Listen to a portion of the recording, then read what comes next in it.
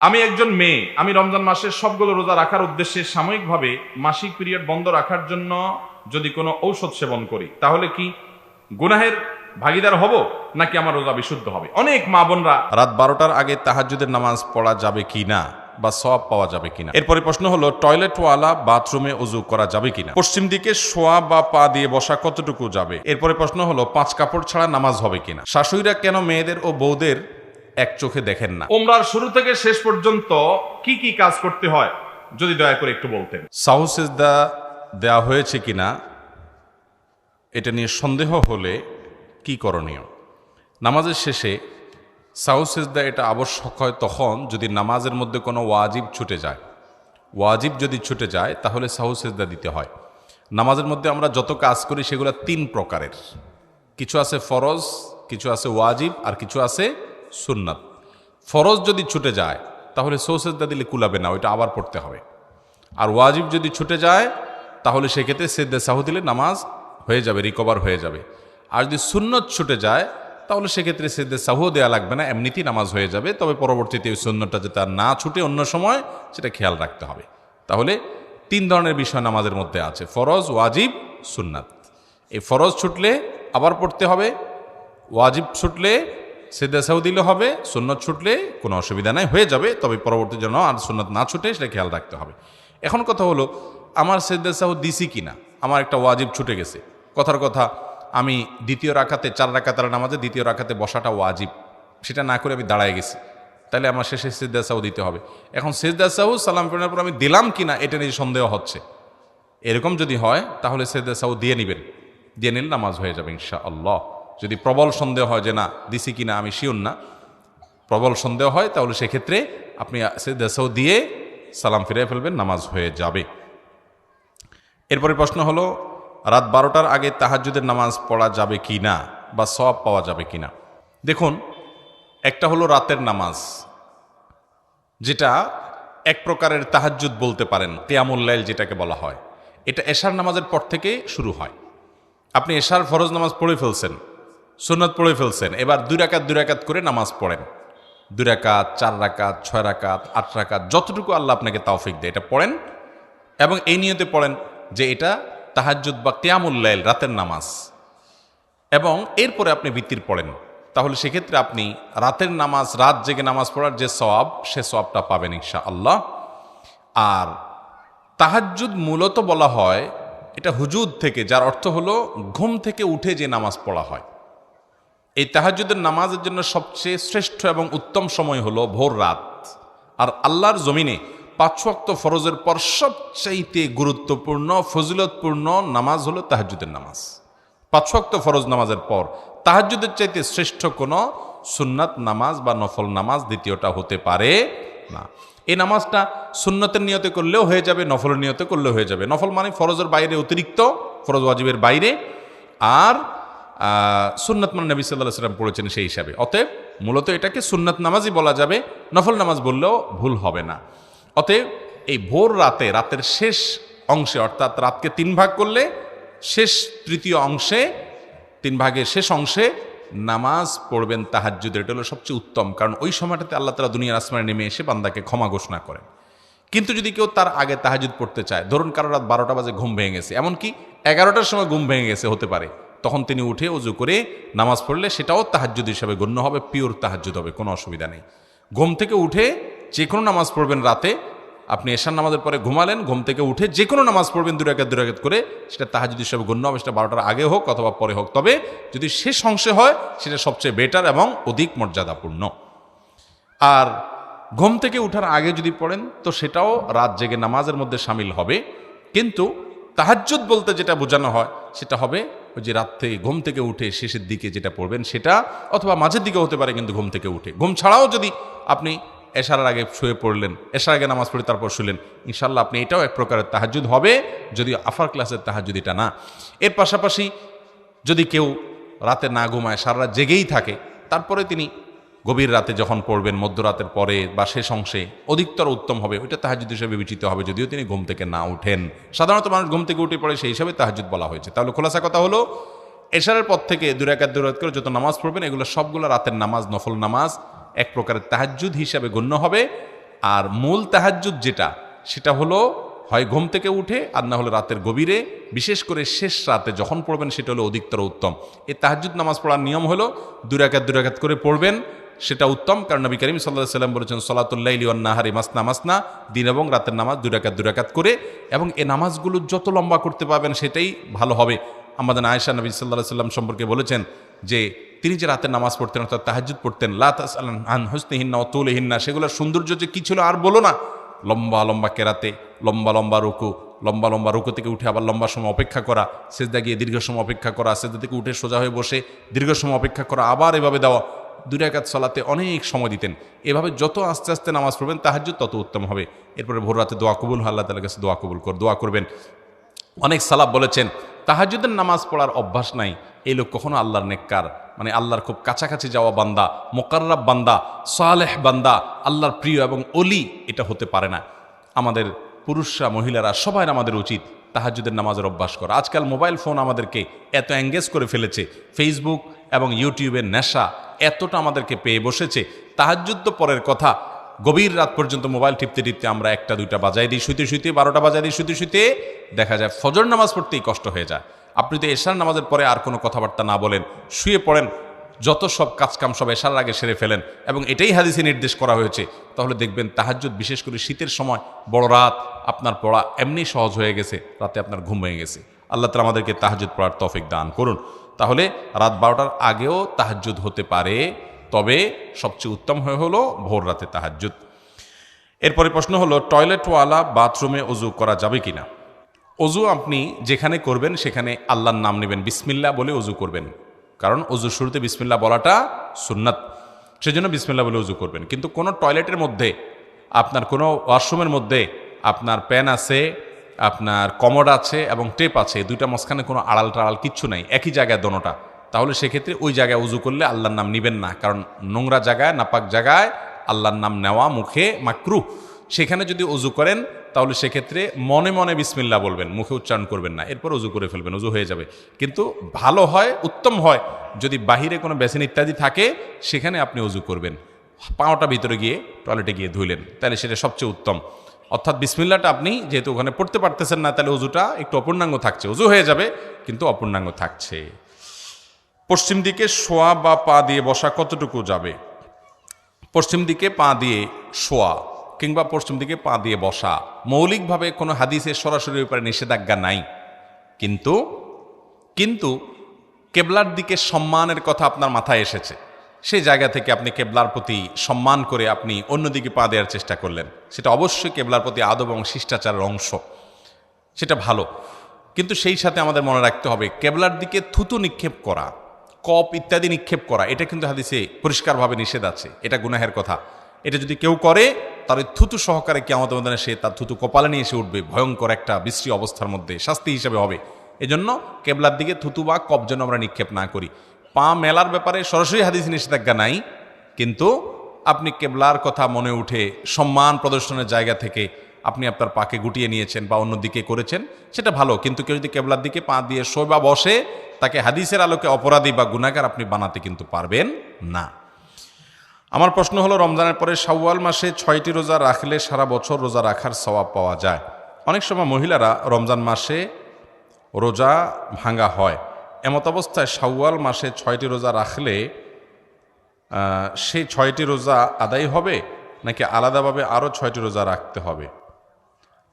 দেখুন, রমজান মাসে মা বোনদের মাসিকের কারণে যে রোজাগুলো ভঙ্গ হয়, শাওয়ালের 6 রোজা রাখার চাইতে ওই রোজাগুলো রাখার গুরুত্ব বেশি। কিন্তু যদি এমন হয় যে এক মাসে আমার ওই কথার কথা মাসিকের কারণে 8 বা 10টা রোজা ভাঙছে, সেগুলো আবার আপনার শাওয়ালের 6 রোজা, এতগুলো রোজা রাখা সম্ভব হবে না। আবার শাওয়াল মাসের পরে কাজা রোজা যেগুলো, সেগুলো তো আমি রাখতেই পারবো সারা বছর ধরে, কিন্তু শাওয়ালেরটা তো শাওয়ালের পরে আর রাখা যাবে না। সেই জায়গা থেকে যদি আগে শাওয়ালের 6 রোজা রাখেন আর কাজাগুলো পরে আদায় করেন, তাতেও ইনশাআল্লাহ এই মর্যাদা এবং ফজিলত তিনি পেয়ে যাবেন। যদিও কোনো ওলামা একরাম বা অনেক ওলামা একরাম বলেছেন যে নবী সাল্লাল্লাহু আলাইহি সাল্লাম বলেছেন, মান সামা রমাদান সুম্মা আতবাহু সিত্তাম মিন শাওয়াল, যে ব্যক্তি রমজানের 6টা রোজা রাখলো এরপরে শাওয়ালের 6 রোজা রাখলো, অর্থাৎ রমজানের 6টা রোজাগুলো আগে রাখবে, শেষ করবে কাজা টাজা সহ, তারপরে শাওয়ালের 6 রোজা রাখবে, তার জন্য ফজিলতের কথা হাদিসে বলা হয়েছে। তো সেই জন্য অনেক উলামা ইকরাম বলছেন আগে রমজানের কাজাগুলো রাখবেন, এরপরে শাওয়ালের 6 রোজা আপনাকে রাখতে হবে। যদিও এটা উত্তম, অবশ্যই রমজানগুলো আগে রেখে যদি এটা করতে পারেন ভালো, কিন্তু যদি করতে না পারেন তাহলে শাওয়ালগুলো আগে রাখলে, রমজানটা পরে রাখলেও আশা করা যায় যে আল্লাহ রাব্বুল আলামিন শাওয়ালের 6 রোজার ফজিলত দান করবেন। চন্দ্র সূর্যকে কেন গ্রহণ ধরে, ভূমিকম্প কী কারণে হয়? দেখুন, চন্দ্র এবং সূর্য গ্রহণ হয় আল্লাহর নির্দেশে। এর হিকমা, এর রহস্য আল্লাহ ভালো জানেন। বিজ্ঞানীরা তাদের নানামুখী ব্যাখ্যা দিয়ে থাকেন যে মহাশূন্যে গ্রহ, নক্ষত্র, উপগ্রহগুলো এগুলোর যে প্রদক্ষিণ করতে থাকে, একটা আরেকটার মুখোমুখি হলে, ছায়া পড়লে, এটা হলে সেটা হলে, নানান ব্যাখ্যা বিশ্লেষণ তারা দিয়ে থাকেন। তাদের সে ব্যাখ্যা বিশ্লেষণ অসত্য নয়, সেটা সত্য হতে পারে, কিন্তু তার সত্ত্বেও এটারও পেছনে কেন মুখোমুখি হয়, আল্লাহ রাব্বুল আলামিন সব কিছু নিয়ন্ত্রণ করেন, সেটার নির্দিষ্ট কোনো উদ্দেশ্য আছে। এই জন্য এর হিকমা একমাত্র আল্লাহ তাআলা ভালো জানেন। চন্দ্র এবং সূর্য গ্রহণ কিয়ামত যখন হবে, সর্বশেষ সূর্য গ্রহণের মতো হয়ে একটা পর্যায়ে সেই সূর্য পশ্চিম দিক থেকে তো উদিত হবে, নিষ্প্রভ হবে এবং দীর্ঘ রাত সেটা প্রলম্বিত হবে এবং চাঁদ উঠবে না, উঠবে যখন তখন কিয়ামত হবে, কিয়ামত প্রতিষ্ঠিত হবে। এই জন্য চন্দ্রগ্রহণ সূর্যগ্রহণকে একজন ইমানদার আল্লাহর নিদর্শন হিসাবে দেখবে এবং ভয়ের জায়গা থেকে দেখবে, সতর্ক হবে। আল্লাহ ভীরু মানুষের আলামত সেটি। এটা আজকাল উপভোগের বিষয় হয়ে গেছে, আমরা এটা এনজয় করি যে চন্দ্রগ্রহণ দেখছি, সূর্যগ্রহণ দেখছি। এগুলো হলো ইমান সম্পর্কে জাহালত এবং অজ্ঞানতার কারণে। নবী করিম সাল্লাল্লাহু আলাইহি সাল্লাম চন্দ্রগ্রহণ সূর্যগ্রহণ হলে সালাত আদায় করতেন। চন্দ্রগ্রহণের নামাজ আছে, চন্দ্রগ্রহণ সূর্য আছে, সেটা আমরা জানি না। আমরা এখন ওই যে দূরবীন নিয়ে আমরা আপনার দূর থেকে চাঁদ গ্রহণ হচ্ছে, সূর্য গ্রহণ হচ্ছে, এটা দেখার চেষ্টা করি। এটার আল্লাহ তাআলা এর হিকমা সবচেয়ে ভালো জানেন। নিশ্চয়ই আল্লাহ রাব্বুল আলামিনের হিকমা রয়েছে, বিজ্ঞানে নানা ব্যাখ্যা দিয়ে থাকেন, সেদের কোনো সংঘর্ষ নাই। একইভাবে ভূমিকম্পের কথাও একই কথা প্রযোজ্য। শনিবার বাজারে মাছ খাওয়া হালাল কিনা, শনিবারের মাছ রবিবারে বাজারে বিক্রি করলে হালাল হবে কিনা? দেখুন, শনিবারে মাছ ধরা নিষেধ ছিল ইয়াহুদীদের জন্য। ইয়াহুদীদের জন্য শনিবারে মাছ ধরা নিষেধ ছিল। দাউদ আলাইহিস সালাম আপনার তার উম্মতের জন্য এবং ইয়াহুদীদের কোনো কোনো নবীর উম্মতের জন্য এটি নিষেধাজ্ঞা ছিল। কিন্তু আমাদের জন্য শনি আর রবিবার নাই, সপ্তাহে 7 দিনই মাছ শিকার করা, এটা খাওয়া জায়েজ এবং বিক্রি করা জায়েজ। এমনকি তাদের পবিত্র দিন শনিবার ছিল, আমাদের জন্য পবিত্র দিন শুক্রবার করা হয়েছে।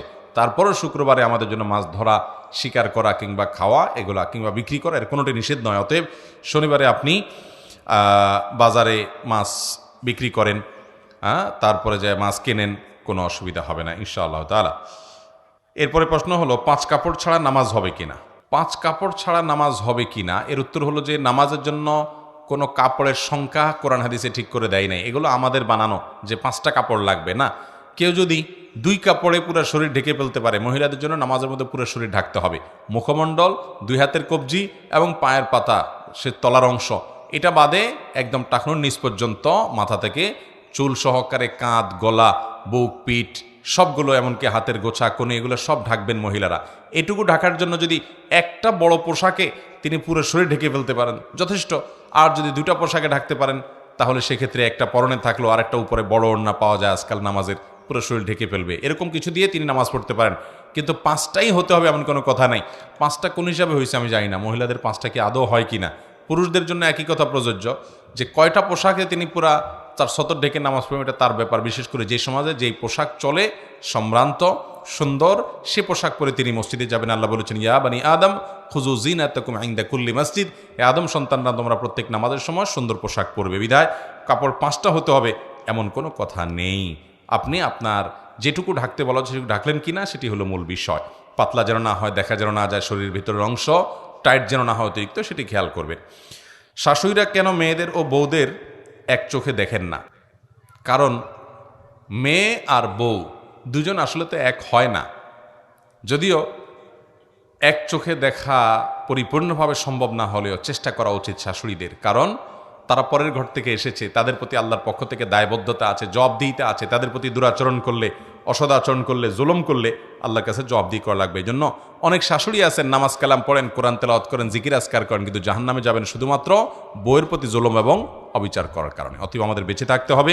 আল্লাহ তাআলা আমাদেরকে আমলের তৌফিক দান করুন। আমি একজন মেয়ে, আমি রমজান মাসের সবগুলো রোজা রাখার উদ্দেশ্যে সাময়িকভাবে মাসিক পিরিয়ড বন্ধ রাখার জন্য যদি কোনো ঔষধ সেবন করি, তাহলে কি গুনাহের ভাগীদার হব নাকি আমার রোজা বিশুদ্ধ হবে? অনেক মা বোনরা এটি করেন, অর্থাৎ রমজান মাস আসলে তারা তাদের মাসিক বন্ধ করার জন্য বিভিন্ন মেডিসিন গ্রহণ করেন।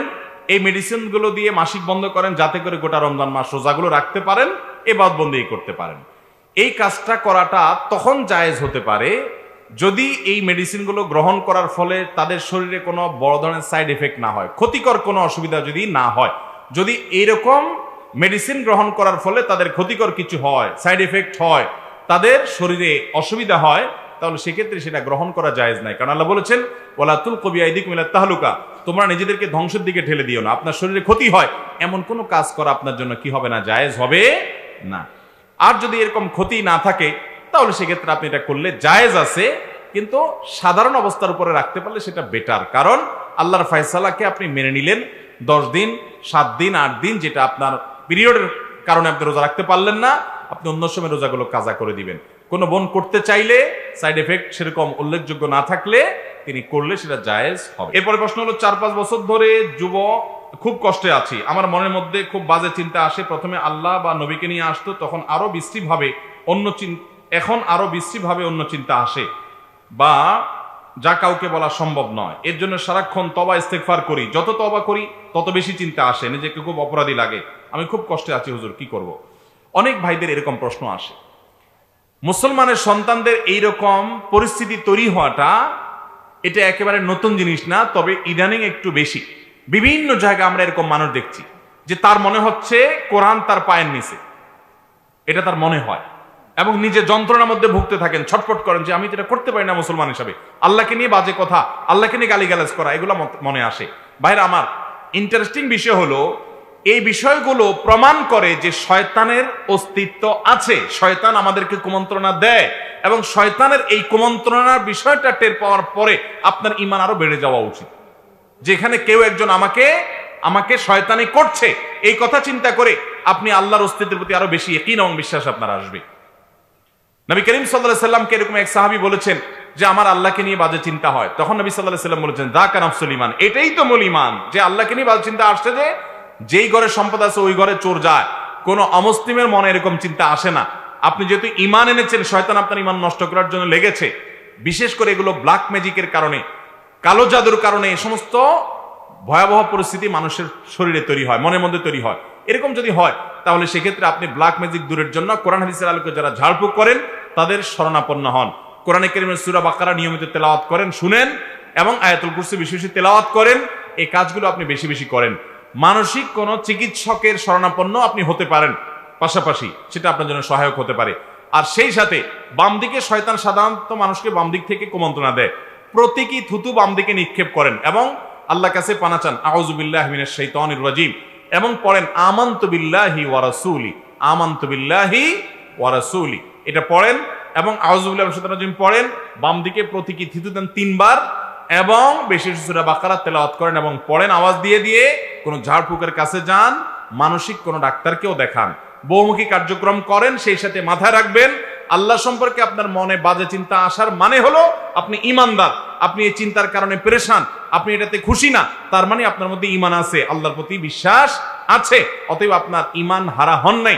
এটা নিয়ে আপনি টেনশন বেশি করলে শয়তান আরো পেয়ে বসবে। টেনশন করবেন না, বরং খুশি হবেন যে শয়তানকে আমি টের পাচ্ছি, সে আমাকে আমার মধ্যে বাজে চিন্তা ঢুকাচ্ছে। আল্লাহর প্রতি ঈমান আরো বেড়ে যাওয়া উচিত। এরপরে প্রশ্ন হলো, আমার বাচ্চার বয়স 14 মাস, আমার স্ত্রীর সিজার হয়েছিল, আমি আগামী 4-5 বছরের ভিতরে বাচ্চা নিতে চাচ্ছি না। আমার প্রশ্ন, জন্ম নিয়ন্ত্রণ, ইমপ্ল্যান্ট, কপারটি এসব পদ্ধতি ইসলামে জায়েজ হবে কিনা, অথবা ইসলামের জন্ম নিয়ন্ত্রণের কোনো পদ্ধতি আছে কিনা? দেখুন, যদি এরকম হয় কারোর যে বাচ্চা সিজারে হয়েছে আর বাচ্চা নেওয়া যাবে না, ডাক্তার বলেছেন এখন বাচ্চা নিলে মায়ের জীবন হুমকির মধ্যে পড়বে, তাহলে আপনি অবশ্যই জন্ম নিয়ন্ত্রণ করতে পারেন। কিন্তু জন্ম নিয়ন্ত্রণের স্থায়ী পদ্ধতি কোনো অবস্থাতেই গ্রহণ করা উচিত নয়। কপাটি ইত্যাদি এগুলো লং টার্মের জন্য করা যায়, 2 বছর 3 বছর 4 বছর বিভিন্ন সময়ের জন্য, তো সেটা আপনি করেন, পরবর্তীতে আবার সেটা রিনিউ করেন। কিন্তু আপনি স্থায়ীভাবে জন্ম নিয়ন্ত্রণ করবেন, একদম আপনি জরায়ু কেটে ফেলে দিলেন, আপনি একেবারে স্থায়ীভাবে লাইগেশন করে ফেললেন, এরকম পদ্ধতি ব্যবহার করা জায়েজ নাই। জন্ম নিয়ন্ত্রণ ইসলামে জায়েজ আছে তখন যদি এটার উদ্দেশ্য হয় শরিয়া গ্রাহ্য কোনো কারণ, যেমন আপনার এই মুহূর্তে একটা বাচ্চা হলে স্ত্রীর শরীরের উপর হুমকি পড়বে, বা তিনি ভয়াবহ অসুস্থ, আর একটা বাচ্চা নেওয়াটা তার জন্য রিস্ক হয়ে যাবে, কষ্ট হয়ে যাবে অনেক বেশি, আপনি সেই উদ্দেশ্যে গ্যাপ দিতে পারেন। একটা বাচ্চা আছে এখন এই মুহূর্তে, আর একটা বাচ্চা হলে শহরে বসবাস করেন, রাখার কেউ নেই, কষ্ট হয়ে যাবে পালন করা, আপনি এই উদ্দেশ্যে জন্মবিরতি করতে পারেন, সেটা 2 মাস 2 বছর তো 5 বছর হতে পারে। কিন্তু যদি উদ্দেশ্য হয় এই যে আমি কি খাওয়াবো, এটা যদি উদ্দেশ্য হয় তাহলে সেটা জায়েজ হবে।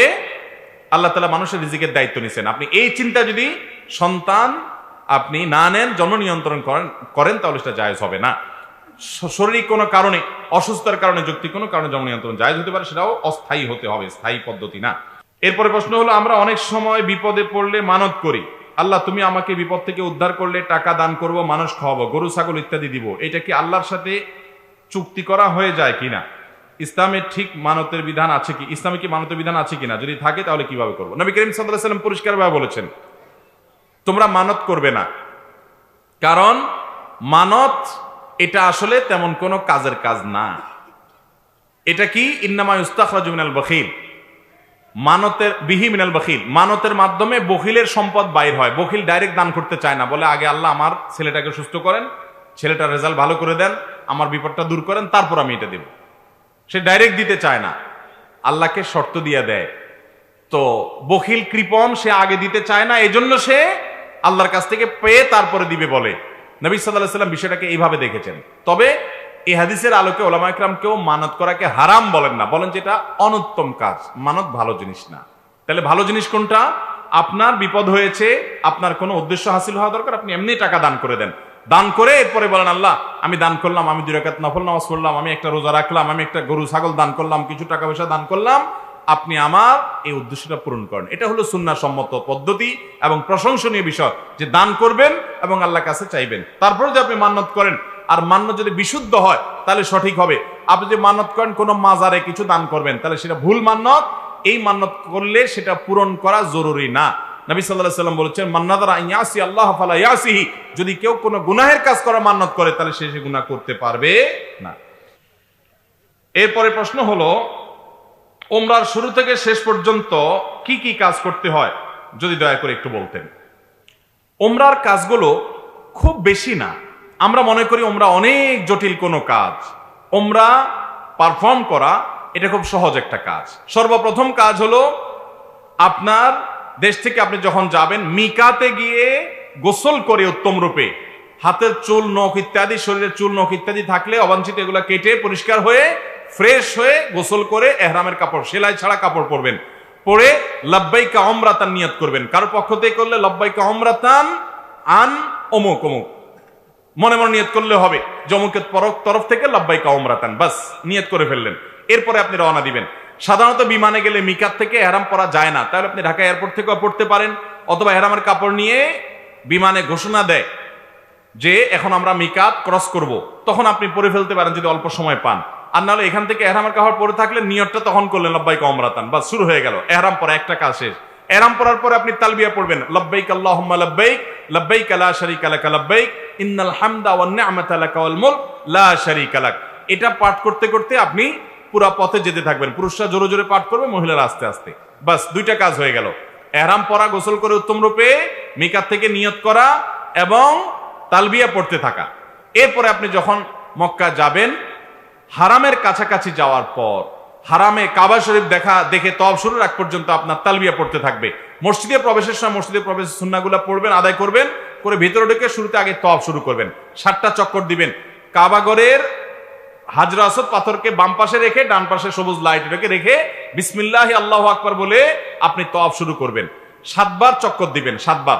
এই 7 বার চক্করের প্রত্যেক চক্করে আলাদা দোয়া নাই, তবে চক্করে দোয়া কবুল হয়, দারুণ দোয়া কবুলের একটা জায়গা। মনে আল্লাহর কাছে যত চাওয়া সেগুলো পেশ করবেন, এবং আপনি রুকনে ইয়ামানি বলে কাবার 4টা কোণার একটা কোণাকে, অর্থাৎ হাজর আসওয়াদ পাথর যে কোণা তার আগের যে কোণাটা আছে তওয়াফ করতে, যেটা তার আগে পড়বে ওইটাকে রুকনে ইয়ামানি বলে। ওই কোনা থেকে হাজরতের পাথর কোনা, এই দুটার মাঝখানে একটা দোয়া আছে, রব্বানা আতিনা ফিদ দুনিয়া হাসানা ওয়া ফিল আখিরাতি হাসানা ওয়া কিনা আযাবান নার। আর যেহেতু এটা আপনার তওয়াফে জিয়ারা বলে, এটা প্রথম তওয়াফ, অতএব উমরার তওয়াফ, এজন্য আপনি ইহরামের কাপড় পুরুষরা ডান পাশের বগলের নিচ দিয়ে বাম পাশে কাঁধের উপরে ফেলবেন, এটা করবেন। এটা করে আপনি এই তওয়াফটা শেষ করবেন এবং প্রথম কয়েকটা চক্কর আপনি জোরে দিবেন, একটু জোরে জোরে দৌড়াবেন প্রথম 3টা চক্কর, এরপরে বাকি চক্করগুলো আপনি স্বাভাবিক থাকবেন। তো এই যে তওয়াফ 7টা দিবেন আপনি, প্রত্যেকবার হযরতের পাথরের কাছে আসলে হাত দিয়ে ইশারা দিয়ে আল্লাহু আকবার বলবেন, বাস। আবার আপনি দোয়া করতে থাকবেন, এভাবে 7 চক্কর দিবেন। তওয়াফ করা শেষ, আপনি মাকাম ইব্রাহিমকে সামনে রেখে অথবা হারামের যে কোনো জায়গায় দাঁড়িয়ে 2 রাকাত সালাত পড়বেন। প্রথম রাকাতে সূরা কাফিরুন, দ্বিতীয় রাকাতে সূরা কুল হুয়াল্লাহ। আর এই নামাজের আগে সম্ভব হলে কাবা ঘরের যে চৌকাট মুলতাজাম বলে, ওইটা ধরে আপনি আল্লাহর কাছে দোয়া করবেন। এরপরে 2 রাকাত নামাজ পড়লেন, পড়া শেষ, জমজম পানি পান করে আপনি সাফা মারওয়া সাই করবেন। প্রথমে সাফা পাহাড়ে যাবেন এবং পড়বেন যে ইন্নাস সাফা ওয়াল মারওয়াতা মিন শাআইরিল্লাহ ফামান হাজ্জাল বাইতা ওয়া তামারা ফালা জুনাহা আলাইহি আন ইয়াতাওয়াফা বিহিমা। পুরো আয়াত পড়তে না পারলে ইন্নাস সাফা ওয়াল মারওয়াতা মিন শাআইরিল্লাহ এটুকু পড়লেও চলবে, যে সাফা এবং মারওয়া আল্লাহর নিদর্শনের অংশ।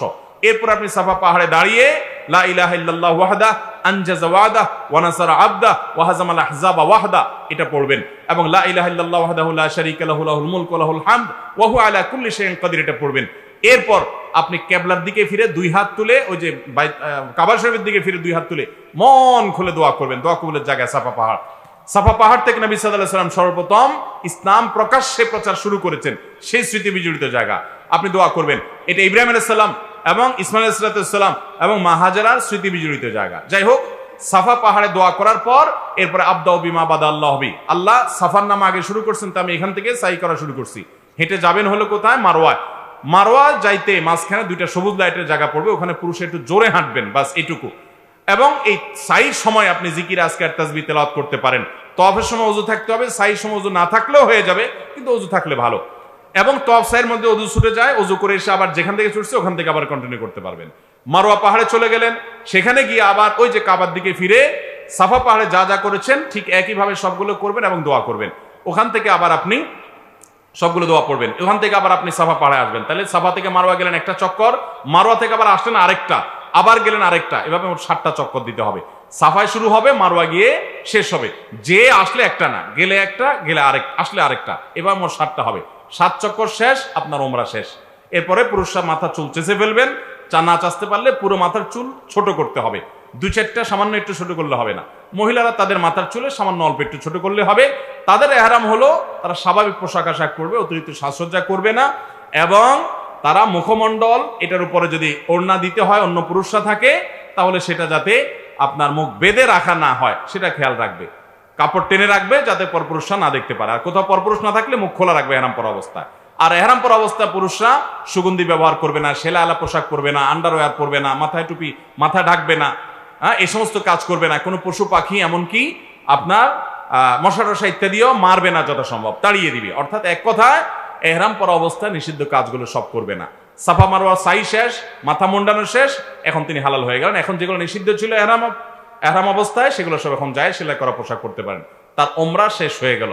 অত্যন্ত সহজ এবং খুব আপনার অল্প কয়েকটা আমল, এর মাধ্যমে ওমরা সম্পন্ন করা যায়। আমরা যারা ওমরা করি নাই, আল্লাহ তাআলা আমাদেরকে জীবনে বারবার ওমরা করার তৌফিক দান করুন। আর যারা আগে একবার করেছেন, আল্লাহ রাব্বুল আলামিন তাদের সবাইকে আবার ওমরা করার তৌফিক দান করুন। বাইতুল্লাহ যাওয়ার যে স্বাদ, ভাইরা আমার, এই স্বাদটা আস্বাদন যে করে নাই সে বুঝবে না যে আল্লাহর জমিনে কত বেশি স্বাদ এবং তৃপ্তি আল্লাহর ঘরের জিয়ারতের মধ্যে। আল্লাহ আমাদের সবাইকে এই স্বাদটা বারবার আস্বাদন করার তৌফিক দান করুন। এই স্বাদ আস্বাদন করা ছাড়া আল্লাহ তাআলা আমাদের কাউকে যেন মৃত্যু না দেন, সেই তৌফিক দান করুন।